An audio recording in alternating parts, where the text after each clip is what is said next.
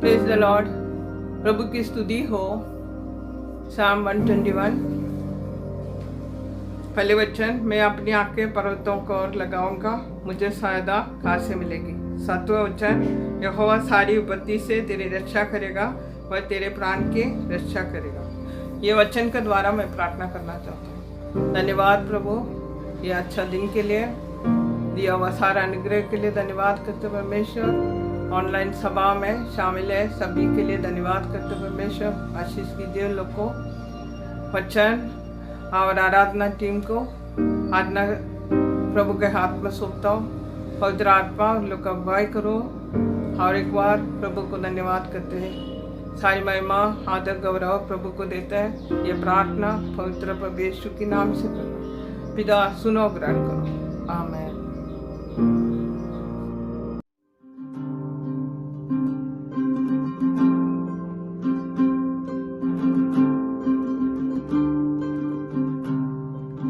Praise the Father, praise the Son, praise the Spirit, now with us, every moment, all our days.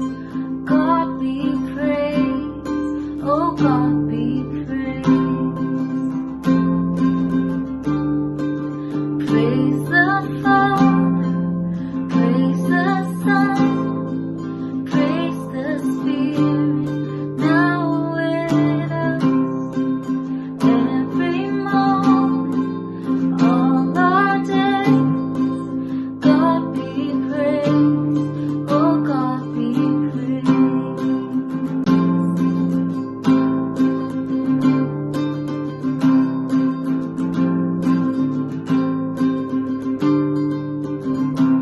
Lord, I lift your name on high. Lord, I love to sing your praises. I'm so glad you're in my life. I'm so glad you came to save us.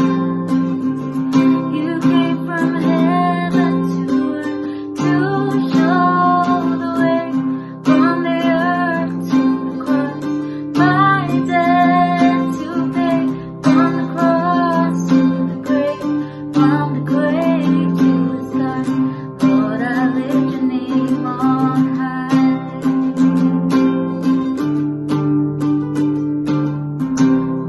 तेरा नाम है महान, तेरी स्तुति मैं गाऊं। तेरा नाम है महान, तेरी स्तुति मैं गाऊं।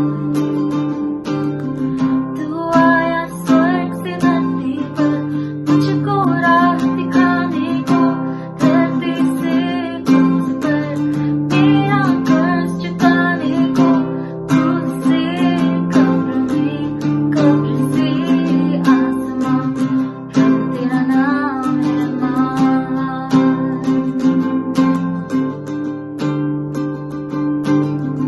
तू आया स्वर्ग से धरती पर, मुझको राह दिखाने को, धरती से क्रूस पर मेरा कर्ज चुकाने को, क्रूस से कब्र में, कब्र से आसमां, प्रभु तेरा नाम है महान।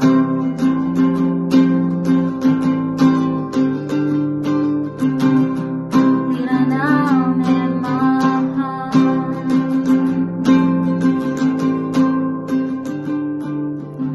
You came from heaven to earth to show us the way, from the earth to the cross, my debt to pay, from the cross to the grave, from the grave to the sky.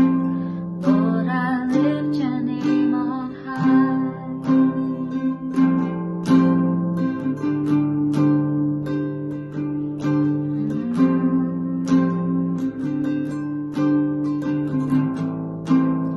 We lift your name on high.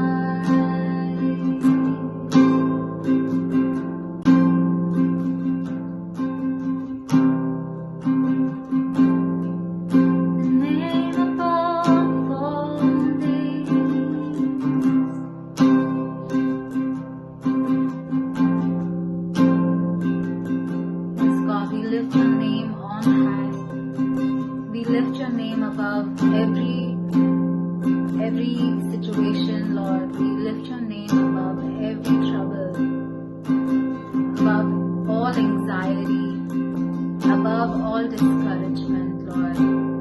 Above all things, it's your name, Lord. The name of Jesus, which is our strong tower, the name to which we run.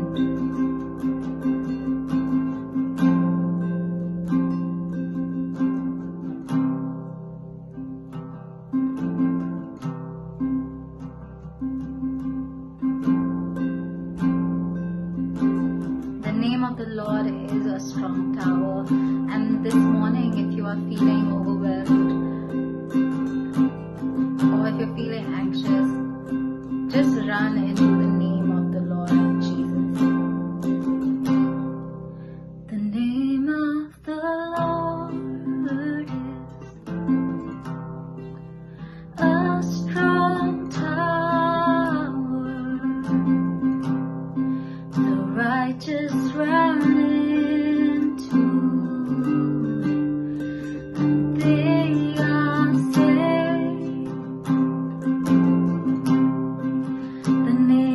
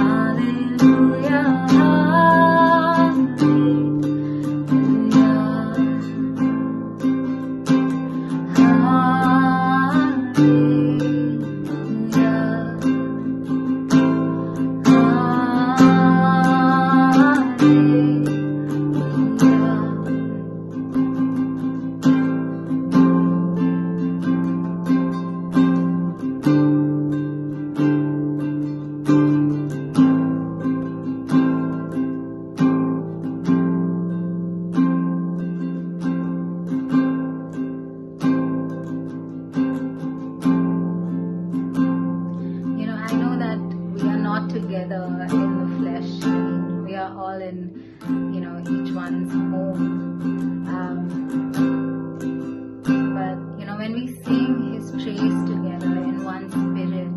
We are together.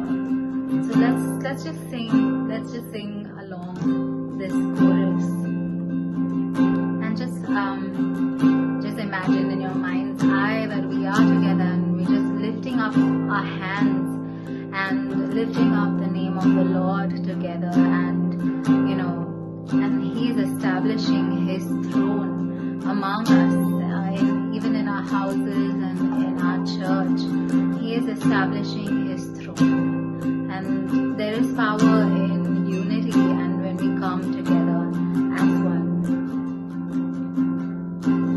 मिलकर हम गाएं प्रभु की स्तुति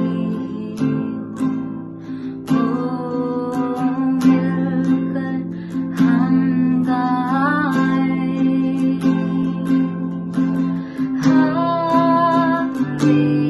hallelujah,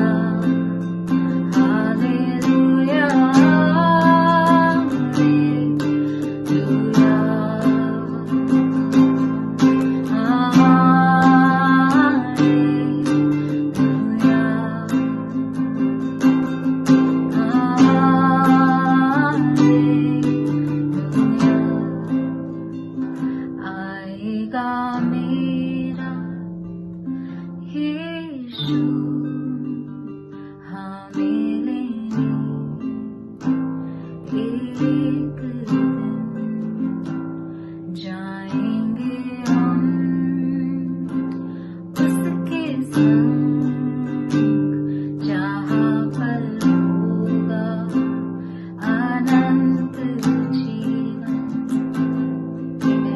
And when we reach that divine country, we all again will sing together His praises, and we will lift up our hallelujah to Him.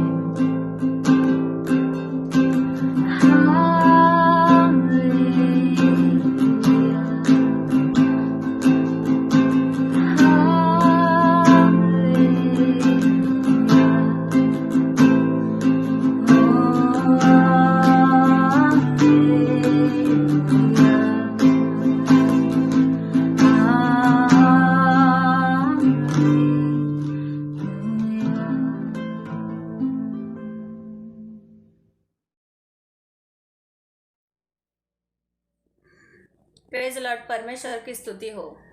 ये समय है परमेश्वर को दान और दशवांश देने का। मैं आपको एक वचन बताती हूँ, मलाकी अध्याय 3:10। सेनाओं का यहोवा का यह वचन है, सारे दशमांश भंडार में ले आओ कि मेरे भवन में भोजन वस्तु रहे, और ऐसा करके मुझे परखो कि मैं तुम्हारे लिए आकाश के झरोखे खोलकर तुम्हारे ऊपर अपरंपार आशीष की वर्षा करता हूँ कि नहीं। आमीन। धन्यवाद। परमेश्वर ने हमें बताया कि हमें दान देना चाहिए। क्यों देना चाहिए? कि प्रभु ने हमें पहला ही आशीष दिया है, लेकिन परमेश्वर ने ये वचन में हमें वादा किया है कि आप अपना सारा दान दशांश भंडार में ले आओ। और प्रभु हमें कितना आशीष देगा? प्रभु हमें आकाश के झरोखे खोलकर हमारे ऊपर अपरंपार आशीष की वर्षा करेगा। तो हमें जैसा हम बोते हैं, कम बोते हैं तो कम पाएंगे, अधिक बोएंगे तो अधिक पाएंगे। तो हमें अधिकता से बोना है, ताकि परमेश्वर हमें अधिकता से देगा, भरपूरता से देगा, हर क्षेत्र में हमारी जरूरत पूरा करेगा। प्रभु के लिए कुछ भी असंभव नहीं है, सब कुछ है वो परमेश्वर का है। तो भी हमें परमेश्वर को दान देना चाहिए, ताकि हमें आशीष पाना है। और कैसा देना है? हमें खुशी से, आनंद से प्रभु को दान दशवांश देना है। हमें देंगे तो हम पाएंगे। आमीन। तो मैं आपको बताती हूँ, आपका दशवांश और भेंट ऑनलाइन भेजने के लिए जानकारी स्क्रीन पर आ जाएगी।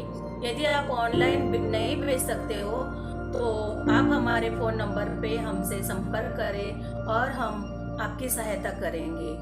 आपको यदि प्रार्थना या कोई जानकारी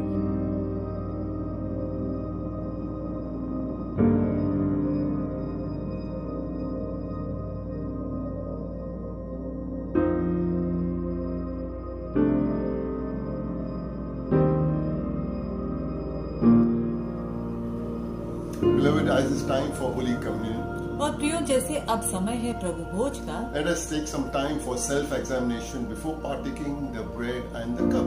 और रोटी और दाखरस में हिस्सा लेने से पहले आइए हम कुछ समय लें अपने आप को जांचने के लिए। Let us pray. आइए अब हम प्रार्थना करेंगे। Lord Jesus, Prabhu Yeshu, we bow before you in humility, हम नम्र होकर आपके आगे झुकते हैं and we ask you to examine our hearts today. और आज हम आपसे प्रार्थना करते हैं कि आप हमारे हृदयों को जांच लें। Show us anything that is not pleasing unto you. कोई भी ऐसी बात जो आपको प्रसन्न नहीं कर रही है तो हमें दिखाएं। It could be secret pride, हो सकता है कोई गुप्त घमंड rebellion, any rebellion, या किसी प्रकार का विद्रोह unconfessed sin, या कोई पाप जिसका हमने अंगीकार नहीं किया है unforgiveness, या हमने क्षमा नहीं की है। that may be hindering our relationship with you. ये बातें जो आपके साथ हमारे रिश्ते में रुकावट ला रही हैं, Forgive us, Lord. प्रभु हमें क्षमा करें। Thank you for your love and compassion. आपके प्रेम और आपकी करुणा के लिए हम आपको धन्यवाद करते हैं। As we partake this communion, और जैसे हम इस प्रभु भोज में हिस्सा लेंगे, we want to recommit our lives, हम अपने जीवन को फिर एक बार समर्पित करना our चाहते हैं। hearts, our thought, and everything unto you. हमारे हृदय, हमारे विचार और हमारी सभी बातें आपको सौंपना चाहते हैं। Fill us with your powerful spirit. आपके सामर्थी पवित्र आत्मा से हमें भर दें। Bless this communion, Lord, प्रभु इस प्रभु भोज पर आशीष डालें। as we partake in a worthy manner. जैसे योग्य रीति से हम इसमें हिस्सा लेंगे। I make this prayer in Jesus Christ's name. Amen. और मैं ये प्रार्थना प्रभु यीशु मसीह के नाम से करता हूँ। आमीन। Now you may partake this communion in your homes. अब आप अपने अपने घरों में प्रभु भोज लें।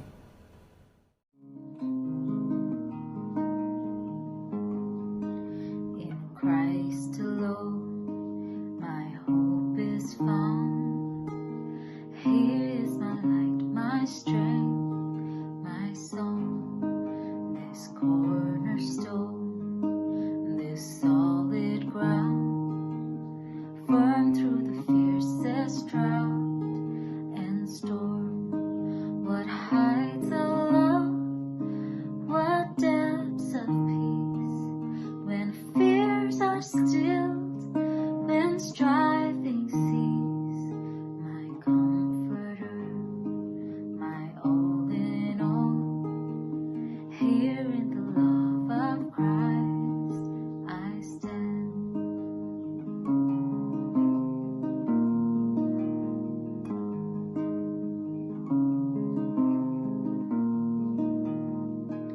In Christ alone, who took on flesh, fullness of God in helpless babe, this gift of love and righteousness, scorned by the ones he came to save, till on that cross, when Jesus died, the wrath of God was satisfied.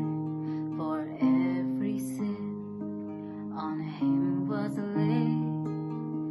Here in the death of Christ I live.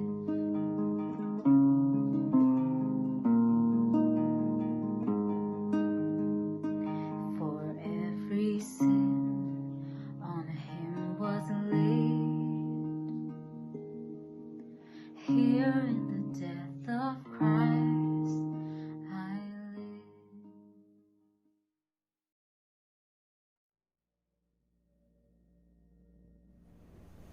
This month we have been learning from the book of Nehemiah. इस महीने हम लोग नेहमाया की किताब से सीखते आए हैं। In fact, in the first section, I shared about the rebuilding of the wall of Jerusalem. और पहले भाग में मैंने सिखाया यरूशलेम की शहर पनाह के पुनर्निर्माण के ऊपर। And in the second section और दूसरे भाग में is restoration of the Jews. यहूदियों की पुनर्स्थापना। I shared about their spiritual restoration last time. और पिछले सप्ताह उनके आत्मिक पुनर्स्थापना के बारे में मैंने सिखाया। And today is the final part, which is their natural restoration. और आज अंतिम भाग है और आज हम सीखेंगे उनका स्वाभाविक पुनर्स्थापना। From Nehemiah chapters 11 to 13.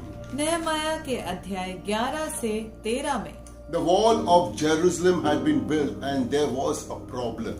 यरूशलेम की शहरपना का निर्माण तो हो चुका था, लेकिन एक समस्या थी। There wasn't enough people to live in it.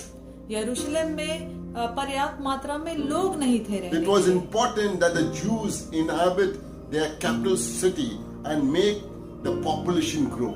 और ये महत्वपूर्ण था कि यहूदी अपने राजधानी में वो बसे और उसको आबाद करें। People were needed to protect the city, लोगों की जरूरत थी उस शहर की सुरक्षा के लिए, for they never knew when the enemies might decide to attack. क्योंकि उन्हें नहीं पता था कि कब कौन सा शत्रु उन पर आक्रमण कर बैठे। For any city to prosper and be great, किसी भी शहर की उन्नति होने के लिए और शहर महान बनने के लिए it must be populated. जरूरी है कि वो आबाद रहे। Nehemiah also knew the bigger the population of Jerusalem, नेहमाया इस बात को भी जानता था कि जितनी अधिक आबादी होगी यरूशलेम की, the greater the resources for defense and strength in battle. उतने अधिक संसाधन होंगे उनकी आत्मरक्षा के लिए और युद्ध में उनकी ताकत उतनी बढ़ेगी। He didn't rebuild the wall just to see some conquering enemy come and break them down again. और उसने शहरपना का पुनर्निर्माण इसलिए नहीं किया था कि फिर से कोई शत्रु आकर उनको उजाड़ दे। So Nehemiah invited people to come and live in the city of Jerusalem. इसलिए नेहमाया ने लोगों को आमंत्रित किया कि वे आकर यरूशलेम में बस जाएं। There were some families willingly offered themselves to shift to Jerusalem. और कुछ परिवार ऐसे थे जिन्होंने अपनी स्वेच्छा से यरूशलेम में बसने का निर्णय लिया। You know, some of us have come from other town, villages or state in this city of Mumbai. जैसे हम में से भी कुछ लोग इस भारत देश के किसी और नगर, शहर या राज्य से यहाँ पर इस मुंबई शहर में आ गए हैं बसने के लिए। And now Mumbai is heavily populated. और अब हम देखते हैं कि मुंबई की आबादी बहुत अधिक हो चुकी है। In Jeremiah 29 verse 7, यिर्मयाह के अध्याय 29 वचन 7 में that states that, and seek the peace of the city where I have caused you to be carried away captive, and pray to the Lord for it, for in its peace you will have peace. वचन कहता है यिर्मयाह 29:7 में, परंतु जिस नगर में मैंने तुमको बंधुआ करा के भेज दिया है उसके कुशल का यत्न किया करो और उसके हित के लिए यहोवा से प्रार्थना किया करो, क्योंकि उसके कुशल से तुम भी कुशल के साथ रहोगे। As we are living in the city of Mumbai, you and I are called to pray for the peace and prosperity of this city of Mumbai. जैसे हम और आप इस मुंबई शहर में रहते हैं, प्रभु की इच्छा है कि हम इस मुंबई शहर के कुशल के लिए और इसकी शांति के लिए हम प्रार्थना करते रहें।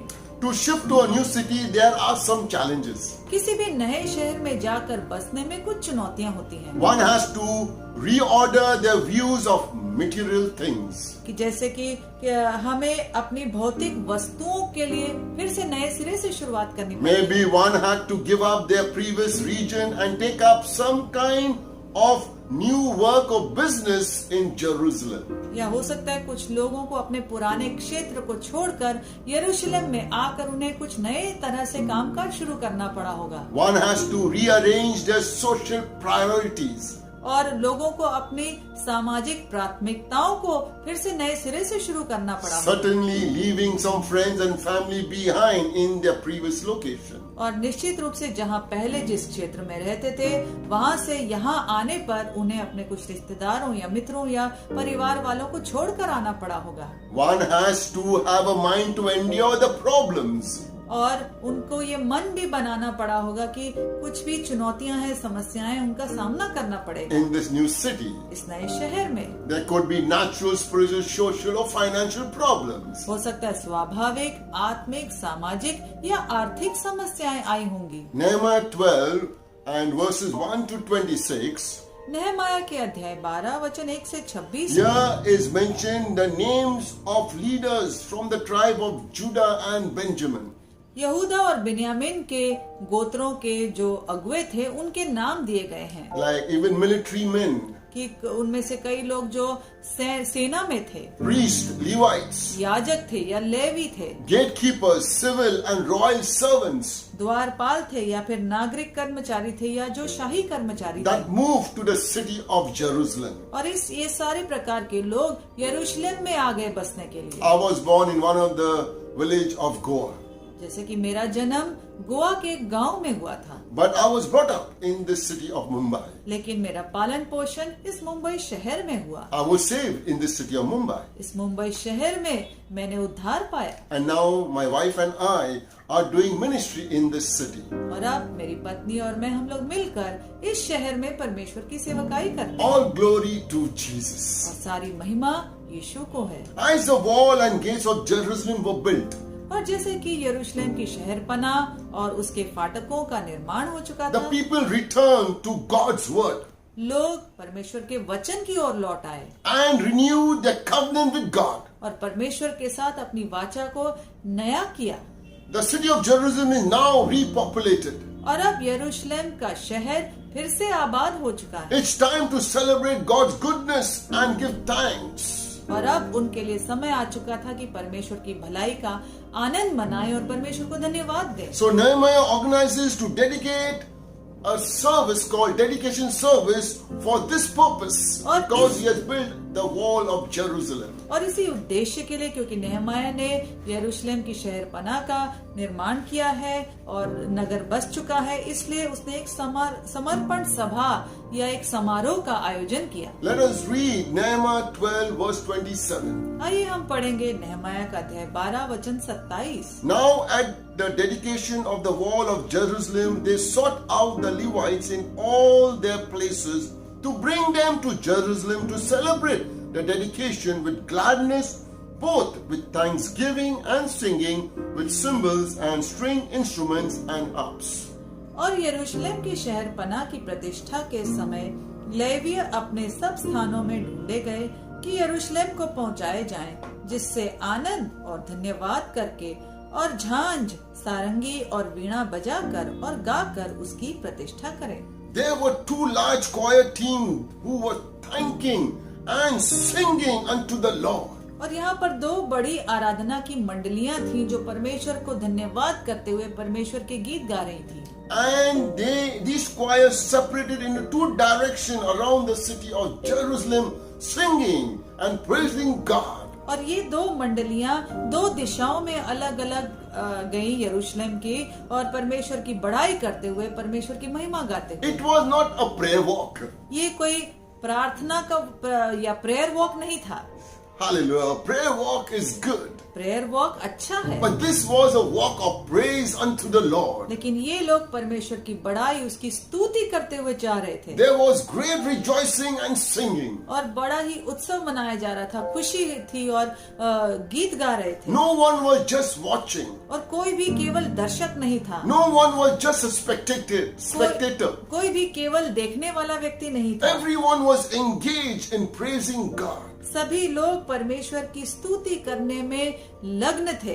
And after the celebration in Nehemiah chapter 13, और इस उत्सव के बाद नेहमाया के अध्याय 13 में the people read from the book of Moses again. लोगों ने फिर से मूसा की व्यवस्था में से पढ़ा And Nehemiah took step of expelling foreign descent. और तब नेहमाया ने ये कदम उठाया कि जितने अन्य जाति के लोग थे उन्हें निकाल दिया। Second, he did also restoring of the tithes for the Levites. और दूसरा काम उसने किया, लेवियों को जो दशांश जाना था उसकी पुनर्स्थापना की। Then elimination of illegal activity. उसके बाद हर प्रकार की गैर कानूनी गतिविधियों पर उसने रोक लगा दी। On the Sabbath सबत के दिन and stopping the interracial marriages. और अन्य जातीय विवाह को उसने रोक दिया, उस पर रोक लगा दी। In the end of this book, और इस किताब के अंत में Nehemiah makes a prayer नेहमाया प्रार्थना करता है to God of heaven and earth. आकाश और पृथ्वी के परमेश्वर से वो प्रार्थना करता है And he says, God, remember me with favor. और वो कहता है कि परमेश्वर मुझे स्मरण करके मुझ पर कृपा दिखा। Now let me share 6 life lessons from Nehemiah.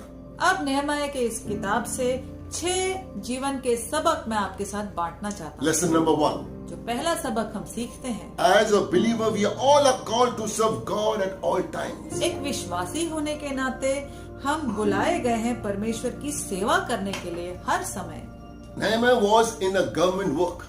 नेहमाया जो है एक सरकारी कर्मचारी था, He was also a cupbearer to a king. वो राजा का पियाऊ था, He also was a businessman. साथ ही वो एक व्यापारी भी था। But yet he was available to do God's work. फिर भी परमेश्वर की सेवा करने के लिए वो उपलब्ध था। We all need to be available or make time to do God's work, beloved. और इसी तरह हम सभी को परमेश्वर के कार्य के लिए उपलब्ध रहना है, उसके लिए हमें समय निकालना है अपने जीवन में। Say after me. मेरे पीछे आप कहें, I will be available for God's work. मैं परमेश्वर के कार्य के लिए उपलब्ध रहूंगा। Amen. आमीन। Lesson number 2. दूसरा सबक, Pray about everything. सभी बातों के लिए प्रार्थना करें। Nehemiah believed in watching and praying. नेहमाया जो है सतर्क रहने में और प्रार्थना करने में विश्वास करता था, He also believed in working and praying. और उसके साथ साथ कार्य करने में और प्रार्थना करने में उसने विश्वास किया। In this short book of Nehemiah, नेहमाया की इस छोटी सी किताब में there are 14 of his prayers mentioned. उसकी 14 प्रार्थनाएं लिखी गई है। He was a man of prayer. वो प्रार्थना करने वाला व्यक्ति था। Say after me. मेरे पीछे आप कहें, I will pray about everything. मैं सभी बातों के लिए प्रार्थना करूंगा। Amen. आमीन। Lesson number 3. तीसरा सबक, Care about the things of God. परमेश्वर की बातों की परवाह करें। Nehemiah was deeply concerned about God's cause. परमेश्वर के जो बातें थी, परमेश्वर के जो कार्य थे, उसके लिए वो बहुत ही गहराई से परवाह करता था। He was 1,000 miles away from Jerusalem. यरूशलेम से वो 1000 मील की दूरी पर था। Yet when he heard about the wall and gates of Jerusalem are in ruin, तब भी जब उसने ये सुना कि यरूशलेम की शहरपना और यरूशलेम के फाटक उजाड़ पड़े हैं, he first sat down. वो पहले बैठा, Then he wept. फिर उसने विलाप किया, Then he mourned. फिर उसने शोक Then he मनाया, fasted. उसके बाद उपवास And he किया, prayed उसने प्रार्थना for की। many days before God of heaven and earth. आकाश और पृथ्वी के परमेश्वर के आगे उसने कई दिनों तक प्रार्थना की। Beloved, what do you see around you? प्रियो, आप आसपास में कैसी परिस्थिति को देखते हैं? What bad news have you heard? कौन सी बुरी खबर आपने सुनी है? Do as Nehemiah did. आप भी नेहमाया की तरह करें। Say after me. मेरे पीछे आप बोलें, I will care about the things of God.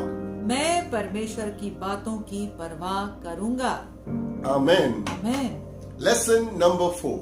चौथा सबक, God leads different people different ways. परमेश्वर लोगों की भिन्न तरीकों से अगुवाई करता है। God is not going to lead us all alike. परमेश्वर हम सभी की एक ही तरह से अगुवाई नहीं करेगा। You know, God led Ezra back to the land with no support whatsoever. परमेश्वर ने एजरा की अगुवाई की कि वो वापस अपने देश लौट आए बिना किसी सपोर्ट, बिना किसी सहायता के। But God led Nehemiah with some of the Persian army with him. लेकिन नेहमाया को जब परमेश्वर ने अगुवाई की वापस आने के लिए, तो उसके साथ कुछ फारसी सेना भी आई थी। God will use us both ways. परमेश्वर हमें दोनों ही तरीकों से उपयोग करेगा। What was true for them will be still true for us. जो उनके लिए बातें सच हुई, वैसे ही हमारे लिए भी होंगी। God will lead you one way, but He will lead another person the other way. परमेश्वर आपकी अगुवाई एक तरीके से करेगा, लेकिन किसी और व्यक्ति की अगुवाई किसी और तरीके से करेगा। God has many ways. परमेश्वर के कई तरीके हैं। Say after me. मेरे पीछे आप कहें, I will be led by God. मैं परमेश्वर द्वारा चलाया जाऊंगा। Amen. आमीन। Lesson number 5. पांचवा सबक, Be ready for opposition. विरोध के लिए तैयार रहें। No good idea goes unopposed. और कोई भी अच्छा विचार बिना विरोध के नहीं होता।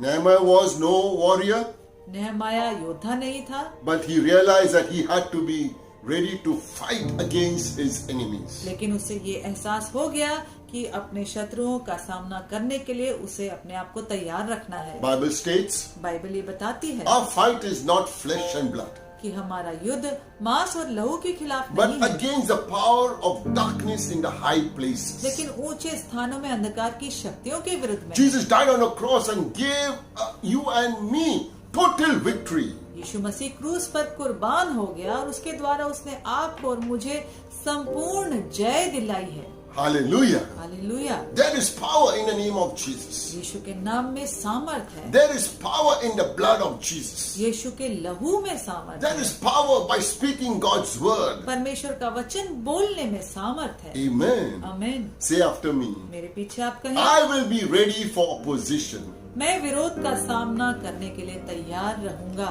And finally, और आखिर में lesson number 6. छठा सबक, God sees your faithfulness. परमेश्वर आपकी विश्वसनीयता देखता है। The rebuilding of the wall and the gates of Jerusalem यरूशलेम की शहरपना और उसके फाटकों का जो पुनर्निर्माण था, was one of the greatest building projects we have ever heard of.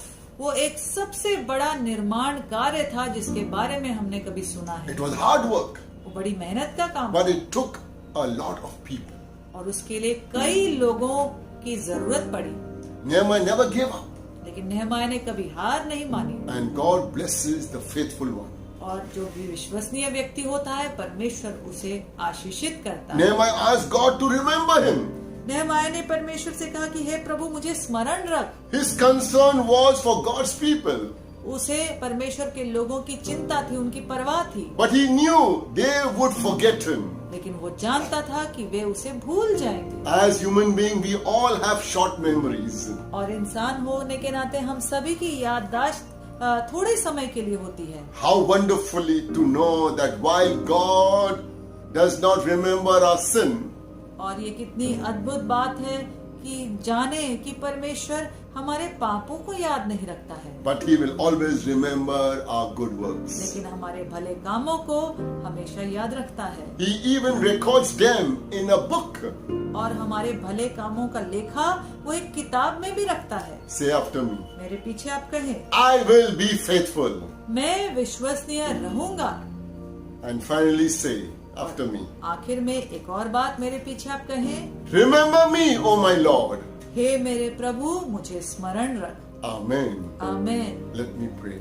आइए मैं आपके लिए प्रार्थना Lift करूं। up your hands. आइए हम सब अपने हाथों को उठाएंगे। I've completed the book of Nehemiah. और आज हमने नेहमाया की किताब से सीखना पूरा किया। It's a year of rebuilding, beloved. प्रियो, ये पुनर्निर्माण का वर्ष है।